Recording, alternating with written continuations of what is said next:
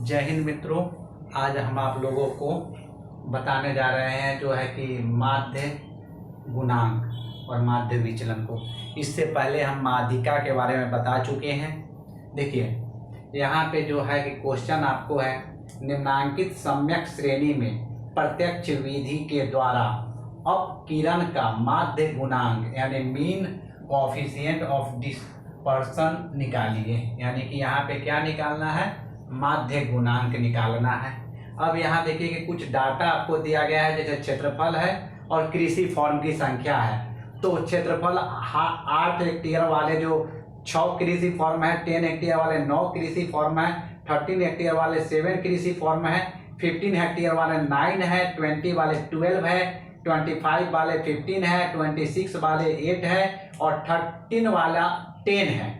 अब इसके आधार पे आपको माध्य विचलन निकालना है और माध्य गुणांक। तो सबसे पहले हम क्या करते हैं, क्षेत्रफल का सीरीज बनाते हैं। तो यहाँ एक क्षेत्रफल का, जिसको x कहते हैं, यहाँ खंडित श्रेणी के माध्यम से जो है समानांतर माध्य की गणना की जा रही है, जो यह डायरेक्ट मेथड के द्वारा है। यह विधि जो निकाली जा रही है वह डायरेक्ट मेथड के द्वारा है। दूसरा जो होगा कृषि फॉर्म की संख्या यानी आवृत्ति, यानी कितनी है। और यहाँ दूसरा, उसके बाद निकालते हैं तीसरा कॉलम जो होता है संचयी आवृत्ति यानी क्यूमुलेटिव फ्रीक्वेंसी। और चौथा जो होगा क्षेत्रफल व आवृत्ति का गुणांक यानी एफएक्स को निकालते हैं। तो अब यहाँ देखिए कि क्या करते हैं, ये तो दे दिए एफ यानी 8 है, 6 है और क्यूमुलेटिव फ्रीक्वेंसी यानी इसका 6 हो गई। और ये इसका जो देख रहा है एफएक्स जो होगा 48 हो गया। उसी प्रकार यहाँ देख रहा है 10 है और यहाँ फ्रीक्वेंसी 9 है, तो 6 और 9 जो हुआ 15 हो गई। और जब 10 को 9 से करते हैं तो एफएक्स जो है कि 19 हो गया। यहाँ 13 है और यह 7 है, तो 13 हुआ और 7 हुआ। और इसको जो क्यूमुलेटिव फ्रीक्वेंसी जब निकालते हैं तो 15 और 7 जो है 22 हो गया। और जब 13 को 7 से मल्टीप्लाई करते हैं तो 91 हो जाता है। फिर यहाँ 15 है और 9 है, तो 9 या फ्रीक्वेंसी 9 है, क्यूमुलेटिव फ्रीक्वेंसी जो है 22 में 9 जब ऐड करते हैं तब 31 होता है। और जब इसको क्या करते हैं, मल्टीप्लाई करते हैं तो 135 हो गया, 15 × 9। अब देखिए यहाँ 20 है और यहाँ 12 है, 20 है और 12 है। 12 को जब ऐड करते हैं तो यह 43 हो जाता है, क्यूमुलेटिव फ्रीक्वेंसी 43 हो गई। और 20 को 12 से मल्टीप्लाई करते हैं तो 240 होता है। फिर यहाँ पे देखिए कि 25 है और यह 15 है। और 15 को जैसे ही 43 में ऐड करते हैं तो इसका क्यूमुलेटिव फ्रीक्वेंसी जो है 58 हो जाता है। और यहाँ पे जब मल्टीप्लाई करते हैं तो यह 375 हो जाता है। और 26 है और यहाँ 8 है, तो यहाँ 58 में जब 8 ऐड करते हैं तो क्यूमुलेटिव फ्रीक्वेंसी जो है 66 हो जाती है। और 26 को 8 से मल्टीप्लाई करते हैं तो 208 होता है। और यहाँ 30 है और ये 10 है, फ्रीक्वेंसी 10 है। तो जब यहाँ क्या करते हैं, जब 66 में 10 ऐड करते हैं तो 76 हो जाती है, यानी क्यूमुलेटिव फ्रीक्वेंसी 76 हो गई। और जब इसको 13 को 10 से मल्टीप्लाई करते हैं तो 300 हो जाती है। अब यहाँ पे जो है नंबर है, नंबर ऑफ प्लॉट की संख्या जो है कि 76 हो गई, आवृत्ति जो हो गई 76 है। और यहाँ पे देखिए कि एफएक्स जब निकालते हैं तो समेशन एफएक्स इक्वल टू होता है 1487, यानी कि जो देखें समेशन एफएक्स इक्वल टू 1487 है। अब दूसरा जैसे यहाँ देखिए समानांतर माध्य निकालते हैं, यानी एक्स वार को निकालते हैं। एक्स वार निकालने के लिए क्या करते हैं, summation F X Y N होता है। अब summation F X by N, तो समेशन एफ एक्स जो देखिए कि यहाँ 1487 हुआ, तो 1487 है। और जो देखते हैं कि यहाँ जो नंबर है यानी प्लॉट की संख्या जो है 76 है। जब इसको डिवाइड करते हैं तो यानी माध्य निकलता जो है यानी एक्स वार निकल गई 19.57 हेक्टेयर, तो यह आपका माध्य निकल गया। अब दूसरा क्या करते हैं, खंडित श्रेणी में माध्य विचलन की गणना करना है। तो जो प्रत्यक्ष विधि से यानी डायरेक्ट मेथड से तो प्रथम में जो क्षेत्रफल वाली थी तो एक्स वाले डाटा को हम लिख देते हैं, फ्रीक्वेंसी वाली डाटा को भी लिख देते हैं।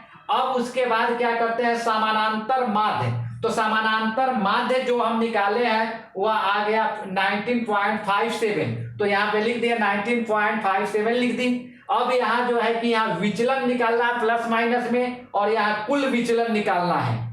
तो यहाँ विचलन को निकालने के लिए क्या करते हैं, यानी कि मॉड्यूल्स डी एक्स बार होता है, और डी एक्स बार निकालने के लिए क्या है कि यहाँ पे देखिए कि आपका माध्य समानांतर माध्य से जो क्या करते हैं यहाँ माइनस कर देते हैं। तो यहाँ जो निकल गई वह जो है कि 11.57। देखिए यहाँ पे जो यहाँ पे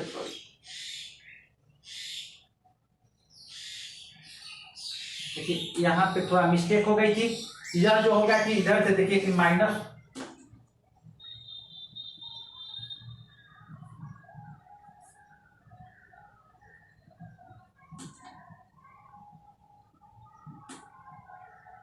तो इसमें देखिए कि क्या करना है 8 माइनस यानी मॉड्यूल्स इक्वल टू 11.57 हो जाता है। यहाँ मॉड्यूल्स 10 माइनस, यहाँ देख रहे हैं कि 9.57 हो जाती है। यहाँ मॉड्यूल्स 30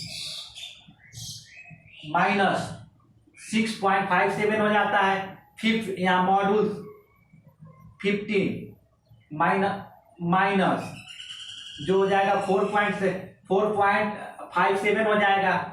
यहाँ पे मॉड्यूल्स 20 माइनस 19.57 यानी इसका हो गया कि क्या 0.43 हो गई 20। यहाँ पे मॉड्यूल्स 25 माइनस 19.57, तो यह जो होगा कि आपको यानी कि 5.43 हो गया। उसके बाद मॉड्यूल्स 26 माइनस 19.57 यानी कि इक्वल टू 6.43 हो जाएगा। उसके बाद मॉड्यूल्स 30 माइनस, और ये सभी मॉड्यूल्स के अंदर होगा, तो यह देखिए कि यहाँ 10.43 होगी। अब देखिए कि क्या करते हैं कि इसके विचलन को यानी कि निकालते हैं कुल विचलन को। तो एफ इंटू यानी फ्रीक्वेंसी इंटू डी एक्स बार होता है, मॉड्यूल्स डी एक्स बार होती है। तो जब हम इससे इसको मल्टीप्लाई यानी 6 इंटू 11.57 करते हैं तो 69.43 होती है। 9 इंटू 9.57 करते हैं तो 86.13 हो जाती है। 7 को मल्टीप्लाई करते हैं 6 इंटू 57 से तो 45.99 हो जाता है। 9 को मल्टीप्लाई करते हैं 4.53 से तो 41.13 हो जाता है। इसी प्रकार से सभी को मल्टीप्लाई कर देते हैं। लास्ट में देखिए 10 इंटू जो देखते हैं कि 10.43 को मल्टीप्लाई करते हैं तो आ जाता है 104 इंटू 4.30 हो जाता है। अब इसको क्या करते हैं, इस कुल विचलन को ऐड करते हैं। तो summation F modulus D x यानी मॉड्यूल्स के अंदर जब भी कोई नंबर होती है और वो माइनस में भी आता है, माइनस करने पे तो मॉड्यूल्स से बाहर निकालते हैं तो हमेशा प्लस में ही होती है, जो आपको इससे पहले वाले वीडियो में बताया जा चुका है। अब यहाँ देखिए कि क्या है, summation F modulus D X Y तो इक्वल टू 485.02 है।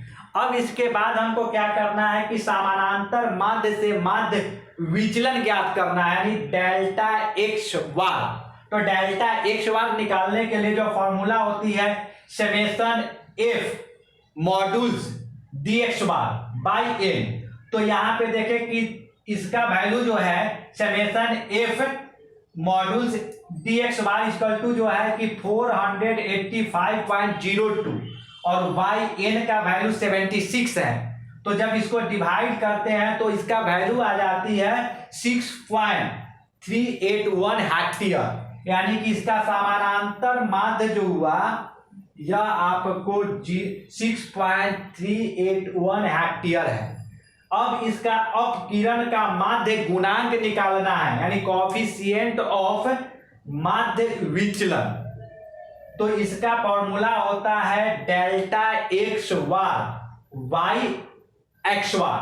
तो डेल्टा एक्स तो डेल्टा एक्स मेरा जो है कि यहाँ पे आ गया 6.381, तो यहाँ 6.381 और y एक्स बार, तो एक्स बार जो है यहाँ माध्य था, तो माध्य है 19.57, तो यहाँ पे 19.57 हो गया।